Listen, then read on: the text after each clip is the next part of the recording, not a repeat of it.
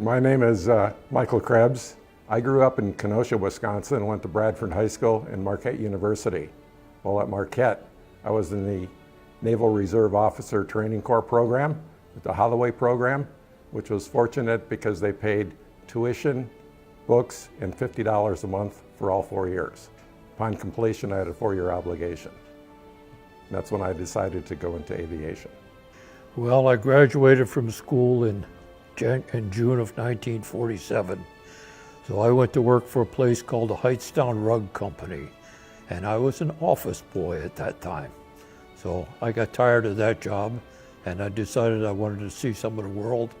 So I thought about joining up the Marine Corps, and I did. I was born and raised on a dairy farm in Clintonville, and I had to learn how to milk cows when I was 8 years old. Then I went to high school, Clintonville High School, and I graduated in May of 1941. And you know what happened 6 months after May of 1941, December 7th, when the Japanese bombed Pearl Harbor, and we suddenly found ourselves in a war. Well, the thing that really, my dad died 10 days after Pearl Harbor. So that's what made an impression on me. Well, it's kind of unique because I was actually in high school when I actually was enlisted.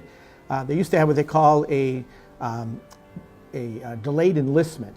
So it allowed me to go into the Air Force Reserve while I was still in high school. So I joined the Air Force when I was 17 years old, and I had to have permission from my parents. I was up at the University of Wisconsin. In fact, I had a 4-year deferment for attending the university until I got my degree. So at that time, though, there was compulsory military service. You had to serve 2 years if you were physically able to do so. So it was great that I was able to finish that up. And at the same time I got my degree in Madison, I also got my induction notice, the notice from the draft board. Well, I would normally have been planning on going on to school. And then with the war and the draft, etc., I planned to go in service. After high school, I was working with my dad on a farm, and as the fall approached of 38 and 39, I started to take a correspondence course on diesel engineering. And I did that on that winter and the following fall and winter to complete the correspondence. And then I went to Chicago and had about 5 weeks of in-house training with the actual equipment and everything, and a test. And I passed the test with honors. I entered the service because when I was a senior in high school, the Navy was at that time designing a program to supplement the supply of officers that the Navy would need during World War II. And it was called the V-12 program, which was a college education program because the Navy felt that officers with some college background were more capable of being able to handle the duties that they would be assigned after their commissioning. Basically, that was why I got into the Navy, because I thought it was a fantastic opportunity, not only to do my service, but also to get a college education at the same time. I just graduated from high school within a week before I enlisted. So I was just out of high school. Well, the war was on. Everybody was going in. And if you were eligible. And what did your parents The only do? problem I had was getting my mother to agree to it. Well, it was peacetime at that time in 1948. So they thought it was safe for me to go in, I guess. They had seen their sons and nephews go and serve, and none of them actually were wounded in World War II. Our family was very lucky. So they were not too worried about me going in during peacetime. Unfortunately, it didn't stay that way. Well, I knew it was going to happen. I mean, it was just a matter of timing, that's all. And my parents were pretty well expecting it as well. I think the one that was probably a little bit more uncomfortable with it might have been my wife-to-be, because, you know, here I was within just a month or so of our being married. So I guess she was the one that probably had the toughest time of it. I would send mail home, but they wouldn't get it until a week or so later, but that was my only contact. I was by myself or with my cousin, Bud, or James Burnett. Well, you know, it was harder for some of the other guys that hadn't never been away from home. I remember laying in the barracks that first few weeks, and you'd hear sobs, and that was mainly because guys were homesick, and that's the one thing that I can recall. I was in pretty good physical shape for a 19-year-old guy because doing farm work, you know, you worked pretty hard. But it was certainly a different kind of life, totally different than I had expected. And I know we had to get up early in the morning for calisthenics, and then all this basic training and physical training, which really developed us physically pretty good. I remember we flew down to, it was at Lackland Air Force Base, Texas. It was very, very hot. It was like 90 degrees out when we got there. And it was just very physical in the beginning. And again, that was my first sort of away from home. So it was kind of, you know, sad for me, but you just have to, you know, suck it up and do the best you can. We had a great, what they call TI, or training instructor, and taught us all the basics of basic training itself. Matter of fact, a couple of days they had what they call black flag. It was so hot we could not even do any training, so we had to stay in the barracks all day and polish our boots. I went was accepted at Fort Sheridan in Illinois, and then we left for Shepherd Field, Texas. Well, you learn the Army's way of doing things and how to respond to directions and follow directions and drill, and just the basic Army skills, aircraft recognition, that sort of thing. Well, there's an old saying that's been kicked around for years about Texas, you know. Texas is a place where you can be walking around knee-deep in mud and still have sand blowing in your face, and that's true. I mean, you never knew what the weather was going to be like down there, and it was sometimes good, sometimes not good. But the basic training was a basic, you know, calisthenics every morning, and different marching, to do this and do that, and there was nothing unusual. It was the same old thing for everybody. I was in training for 16 weeks, and the first 8 weeks was kind of infantry training, where you were just trained with weapons and that sort of stuff, and then we specialized in the artillery training after that. I adapted okay. I liked it. Like I said, I had a chance to see the world, starting at a young age of 16, shipping out. My first, I'll call it appointment, was getting on a ship and sailing down to Puerto Rico, coming up through the Panama Canal, see what that looked like, learn that it was in 3 steps to go from the Pacific, or from the Atlantic side to the Pacific side, and what we call 3 gates. And that's really set me out into the Pacific. I went to a place called Parris Island, South Carolina. Parris Island is not a real pleasant place, but the thing was there were swamps all the way around the island. And if somebody goofed up in the platoon, we got marched into the swamp. I, being one of the shortest ones, was at the end of the line, so I didn't get in too far, maybe up to my chest. We were ordered to leave about 10 o'clock at night, and we carried all our gear with us, all our possessions and our rifle, and we got on this Navy boat and went up the Hudson River. And it was so exciting and interesting to me because this is new. I was 19 years old, and this is all exciting stuff. Being a farm boy, I was just, all I saw every day was cows, you know, and stuff like that. Anyway, so we go up the Hudson River, and we pull into a pier, I think it was called Pier 89 at that time. And I remember the feeling I had when we got off this Navy boat, and here's this big ship standing there. And I started looking at my head goes up higher and higher, and wow, is that a tall ship? What can that be? And then it turned out to be the Queen Mary. I said, wow, I'm going to sail on the Queen Mary. The Queen Mary and the Queen Elizabeth were designed as a luxury ship with a total passengers of about 3,100 and a crew of 1,000, so say 4,000 people. It turned out, then it became a troop ship. And when I was on the ship, there were 16,000 of us. Can you believe that? I say we were pretty jammed in there. And there were very strict rules applied.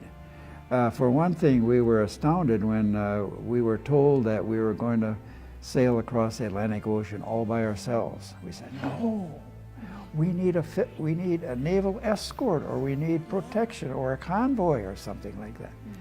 And they said, don't worry, this ship can outrun any German submarine.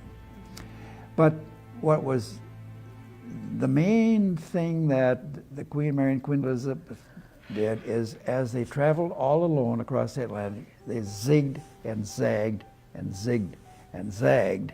The theory is that if a submarine commander got the Queen Mary in his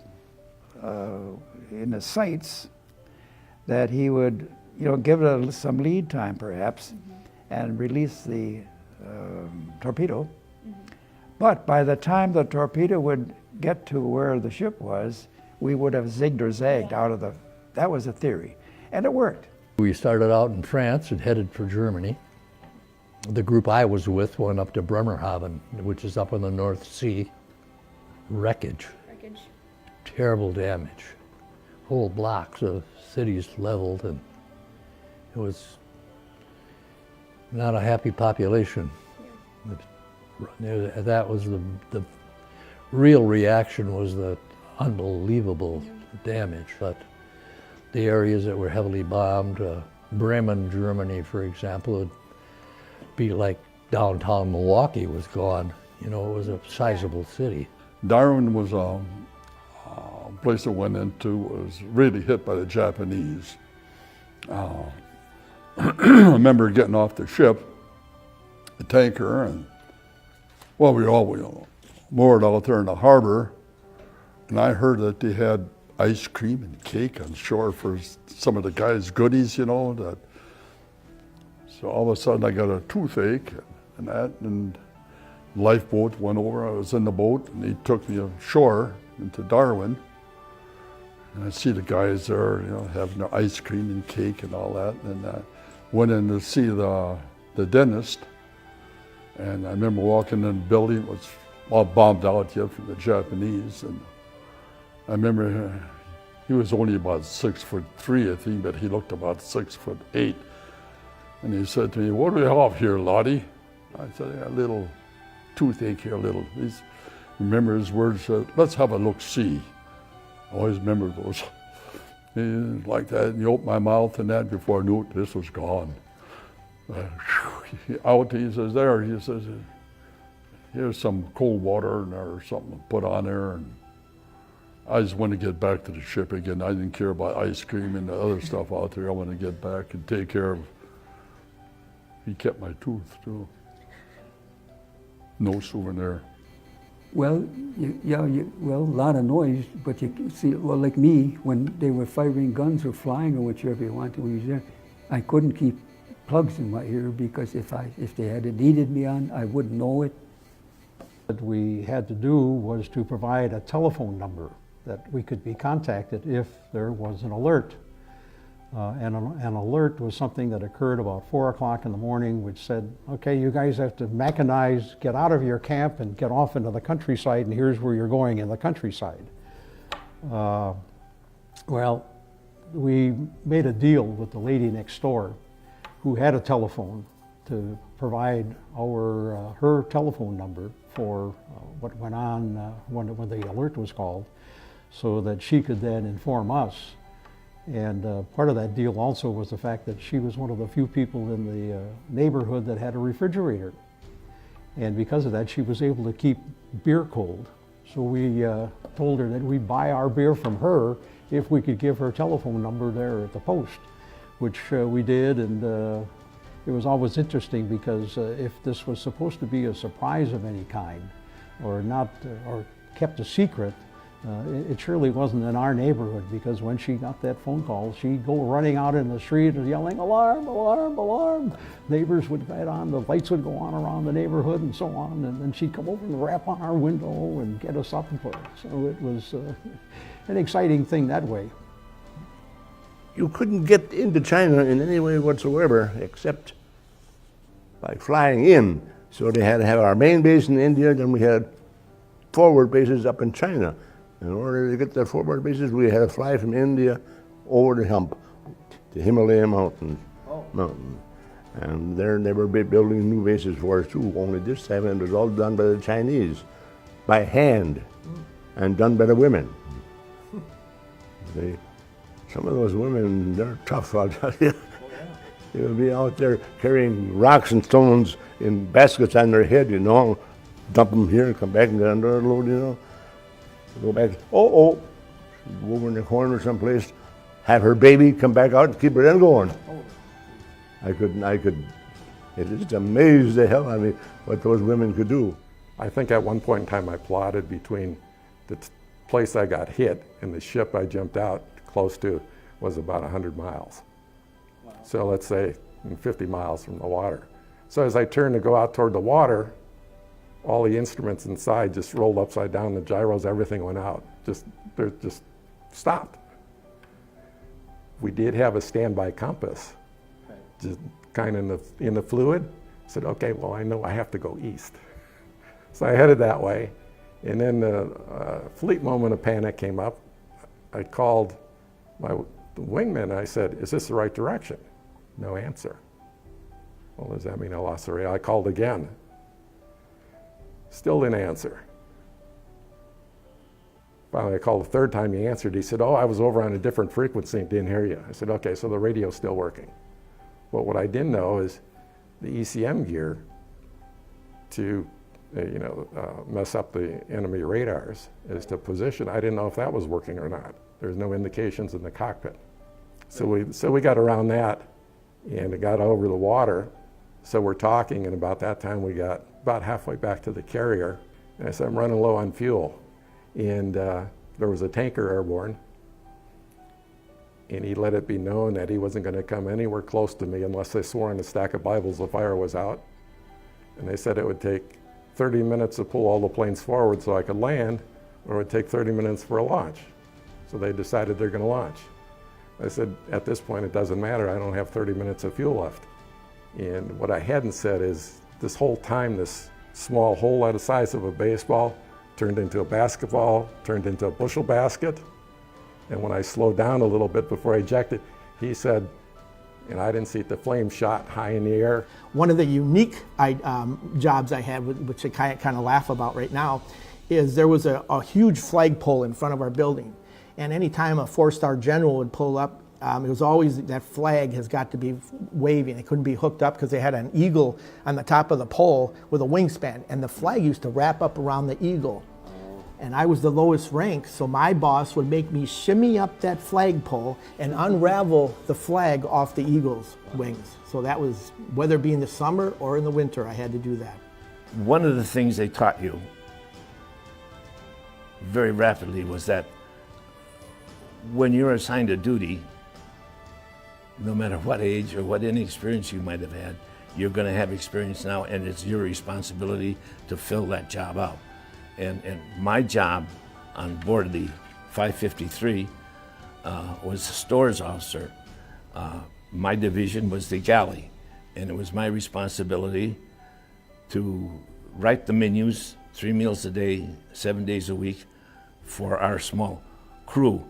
And none of my preparation in school prepared me for this assignment, but that's what happens in the Navy or in the military. I don't think the Navy is unique in this thing, but when you're assigned a job, you've got a book, and that book's will tell you all the answers. And I didn't have any complaints, so I guess I did a fairly good job. Actually, when I left basic training, I was an artillery guy. I was also a truck driver, and believe it or not, I was a truck driver, and I never had a driver's license before I went over there. Back in those days, you didn't get a driver's license when you were 16 years old like you do now. And so I never had a car and never had a driver's license. I was only 21. So anyway, I was a truck driver also. And then when I headed to Korea, I figured I'd either be an artillery or a truck driver. And I got over there and they said, well, how about going to clerk type of school?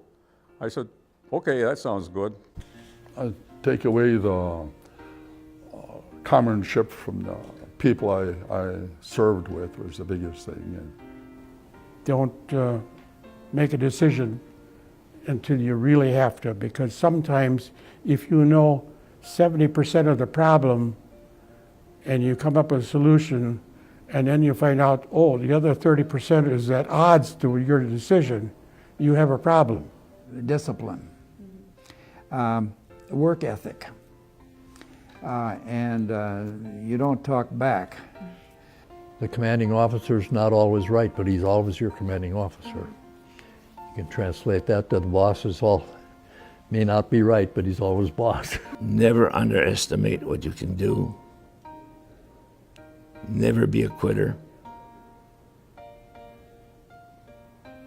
Yes, and help somebody along the way.